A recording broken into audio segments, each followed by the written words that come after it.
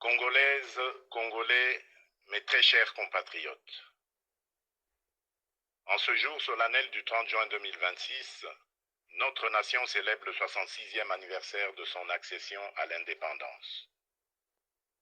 66 ans se sont écoulés depuis ce jour historique où le peuple congolais, après de longues années de domination coloniale, s'est levé dans sa dignité pour affirmer devant le monde son droit inaliénable à la liberté, à l'autodétermination et à la maîtrise de son destin.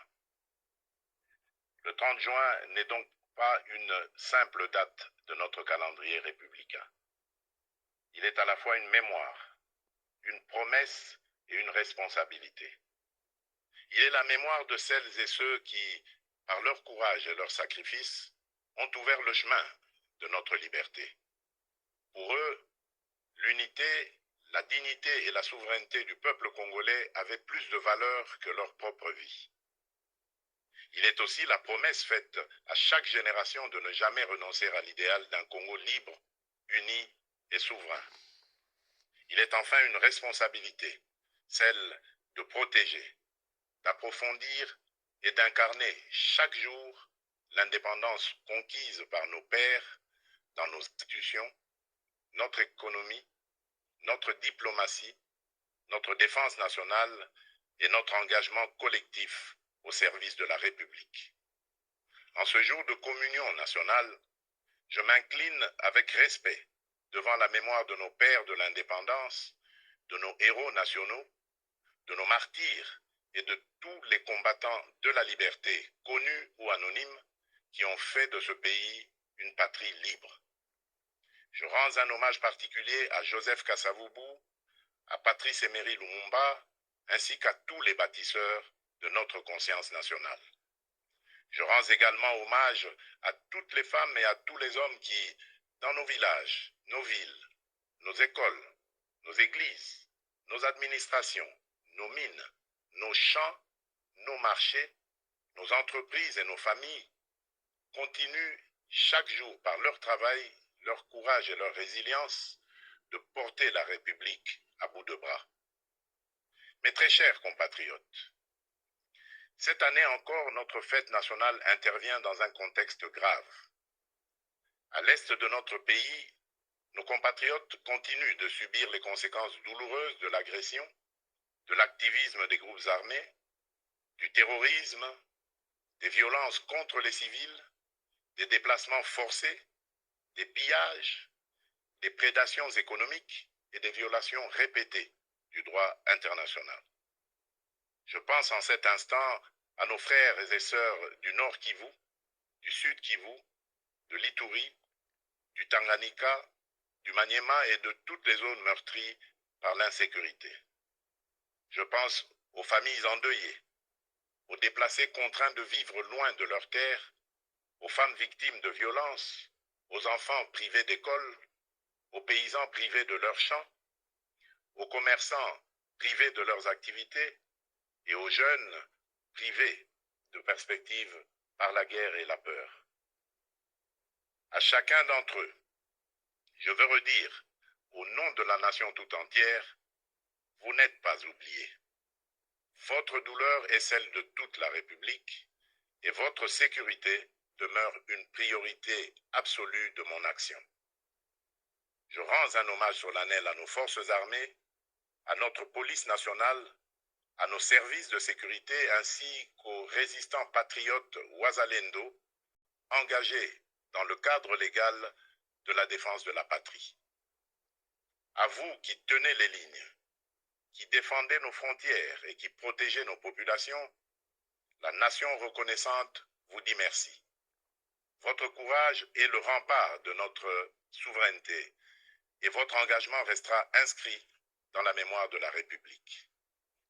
Mes très chers compatriotes, l'année dernière, à la même période, je m'adressais à vous au lendemain d'avancées diplomatiques importantes, notamment dans le cadre de l'accord de Washington et des discussions de Doha.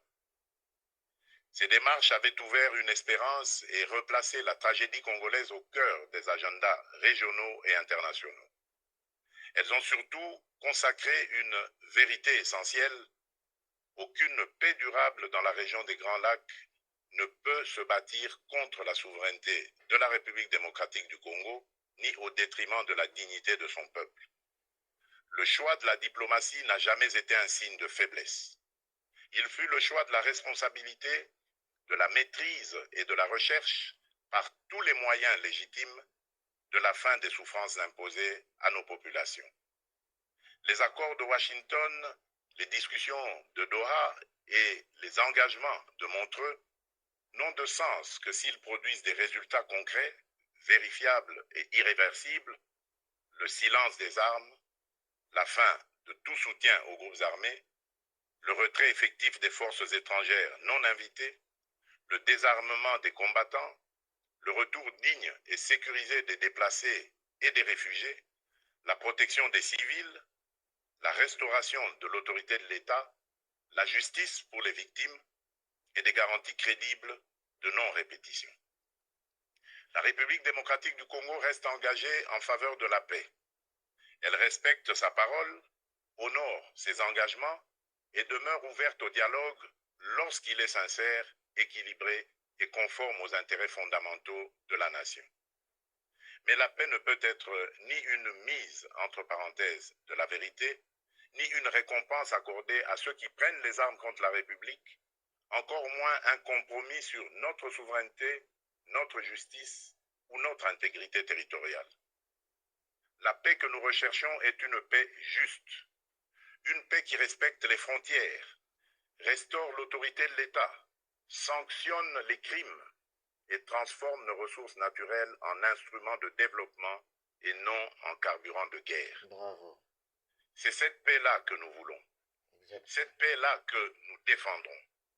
Je remercie nos partenaires qui accompagnent ces efforts, notamment les États-Unis d'Amérique, l'État du Qatar, l'Union africaine, l'Union européenne, les Nations unies, la SADC, l'EAC, la CIRGL, ainsi que tous les pays amis engagés en faveur de la paix dans notre région.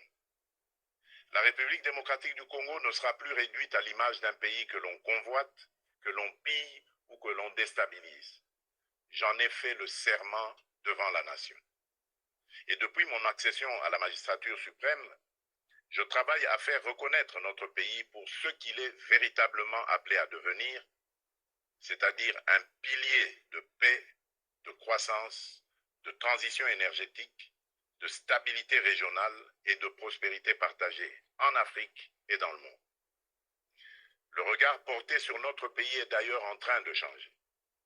La République démocratique du Congo n'est plus seulement perçue comme un territoire de crise, elle est désormais identifiée comme un pays solution, grâce notamment à nos minerais critiques, le cobalt, le cuivre, le coltan, le lithium, qui participent déjà à façonner l'avenir du monde et confèrent à notre pays un levier historique de repositionnement et de transformation. C'est dans cette perspective que s'inscrit le partenariat stratégique que nous construisons avec les États-Unis d'Amérique ainsi que ceux que nous entendons nouer avec nos autres partenaires. Tous doivent répondre à une exigence claire, servir les intérêts fondamentaux du peuple congolais, renforcer notre souveraineté, soutenir la paix, favoriser la transformation locale, sécuriser les chaînes de valeur et créer des emplois durables pour notre jeunesse. Le temps où nos minerais étaient extraits chez nous, exportés à l'état brut, valorisés ailleurs, puis revendus au monde pendant que nos populations demeuraient dans la pauvreté, appartient désormais au passé.